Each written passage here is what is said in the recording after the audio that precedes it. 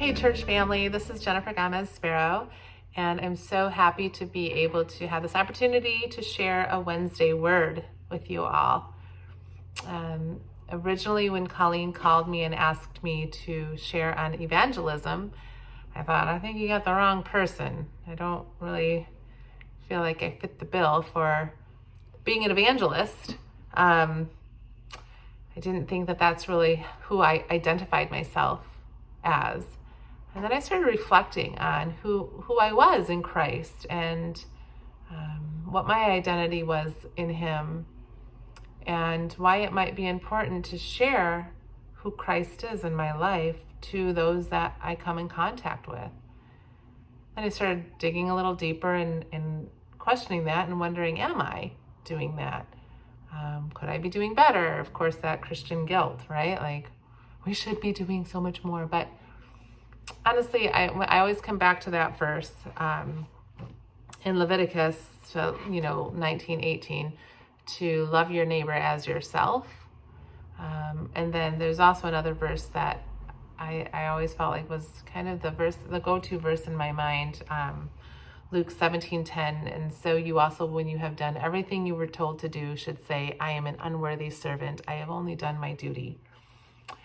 And I felt like, yeah, that sums up my life and how I feel like I want to be portrayed as somebody who is doing my duty as a believer and as somebody who loves God, serving others, servant leadership, and serving my community, serving my neighborhood.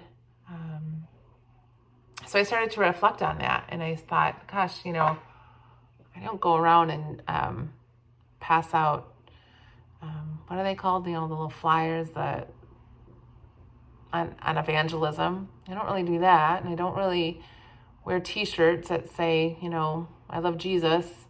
I don't. But I started to think about how would one know that I loved God, and how can just being me and identifying as a believer bring others to know who God is and have a relationship with Him.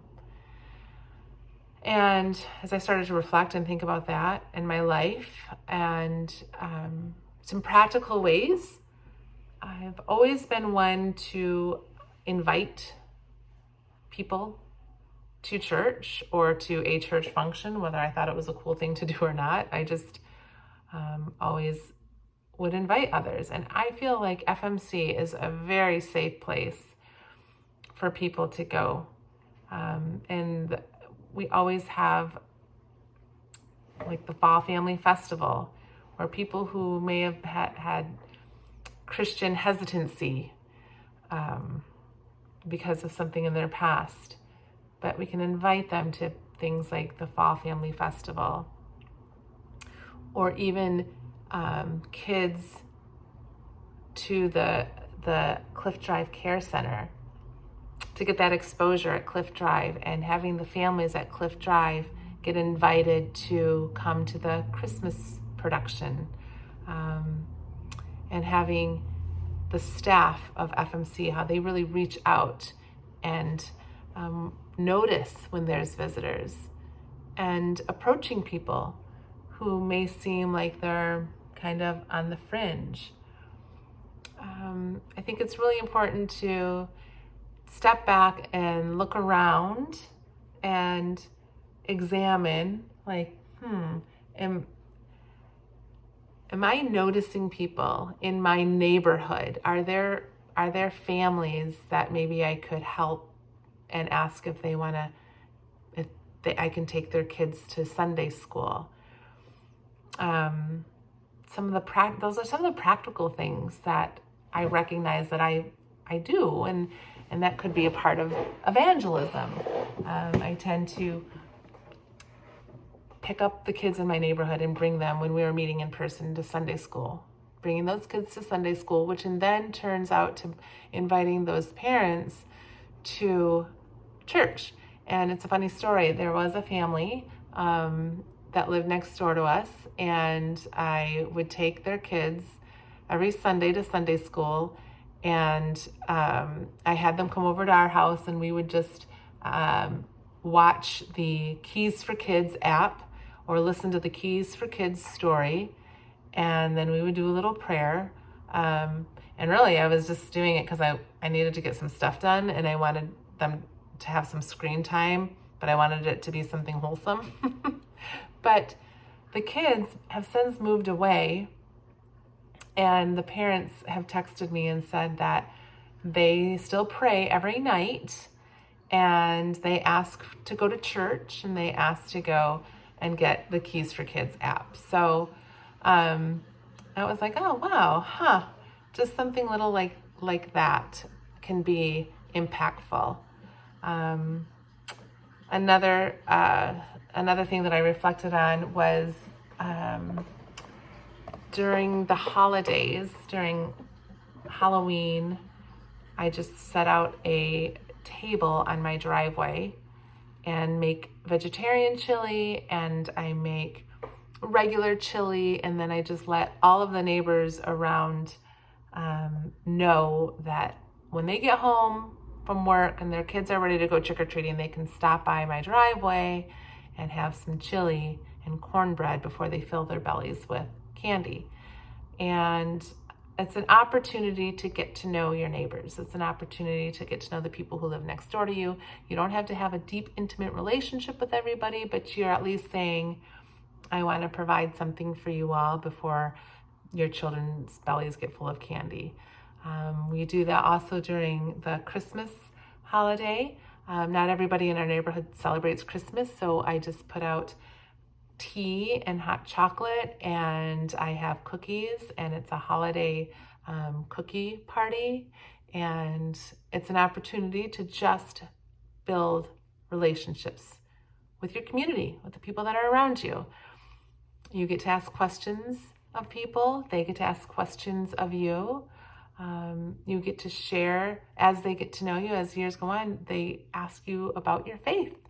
And it's not such a scary thing. And when they have things that come up and they are like, oh, I need to ask somebody that I know that's a Christian, they'll come and they'll shoot some ideas past me or some thoughts. And it's been interesting because I haven't gone out there and evangelized, but I have presented myself as available and wanting to love on my community and love my neighbors. And that has not only, I think, built closer connections and safety within our neighborhood, but I believe it will. And so you also should say, I have done everything you've told to do, I'm an unworthy servant. I've only done my duty. But I think it creates people in the future time to reflect, and like just these little kids that are like, I want to go to church, I want to pray, and it maybe gives their parents time to pause and think, oh, I wonder what else is this about? And even if they're not coming to talk to me about it, the seed has been planted, and perhaps they'll discover who God is for them and what a relationship with God means. And my prayer is that one day some of these neighbors that I've been building a relationship with would dig a little deeper and feel comfortable with asking me about how they can also have a personal relationship with God. And I can only pray that would happen, and I continue to pray that will happen. But for now, I'm going to continue to invite kids to church, to have my chili festivals and my holiday cookie parties, and continue to pray for God to give me the right things to say in the moments when those hard questions do come up. So you don't have to be somebody that goes out and knocks on doors and passes out flyers. But you do have to be somebody who knows, like, you gotta love people, and you've gotta be willing to share that love. You've gotta be willing to be a servant and serve others. So thank you, church family. And again, those verses were Leviticus 19:18 and Luke 17:10. And I hope to see you all in person very soon. This has been Wednesday Word with the Free Methodist Church of Santa Barbara. We hope you will join us for worship this week. We will be gathering live under the tent at 9:30 a.m. and we'll be live streaming the service online at 9:30 a.m. as well. We hope to see you there.